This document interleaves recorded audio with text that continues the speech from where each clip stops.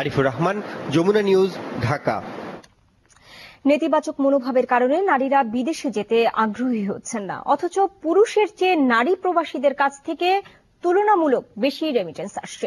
সকালে ব্র্যাক সেন্টারে নারী অভিবাসনের সম্ভাবনা এবং চ্যালেঞ্জ বিষয়ক এক আলোচনায় এসব কথাই বলেছেন বক্তারা। অনুষ্ঠানে নারী অভিবাসন সংক্রান্ত 4টি প্রবন্ধ উপস্থাপন করা হয়। বিভিন্ন দেশের সাথে সই হওয়া সমঝোতা স্মারকে প্রবাসীদের স্বাস্থ্য সম্পর্কিত বিষয়গুলো অন্তর্ভুক্ত হওয়া প্রয়োজন, এমন কথাই উঠে আসে এসব প্রবন্ধে। এছাড়া বিদেশের শ্রম আইনে প্রবাসী শ্রমিকদের অধিকার কিভাবে রক্ষা করা যায় সে বিষয়ে সরকারের নজর দেওয়ার পরামর্শ দেন বক্তারা। অনুষ্ঠানে বিএমইটির মহাপরিচালক বলেন, চলতি মাসেই নারীদের আবাসিক প্রশিক্ষণ শুরু করবে সরকার। নারী শ্রমিকদের বিদেশ যাওয়া নিয়ে সমাজের মনোভাব পরিবর্তনের জন্য এনজিওদের কাজ করার আহ্বান জানান তিনি।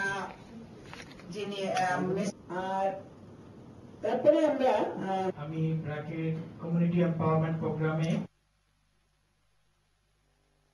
মহিলা কর্মীদের জন্য যখন রেজিস্ট্রেশন ওপেন করলাম, সকল ইউনিয়ন পরিষদের মাধ্যমে আমাদের ডেমো অফিস এবং বিএমইটি সবকিছু মিলিয়ে দেখা গেল কোনো সাড়াই পাচ্ছি না।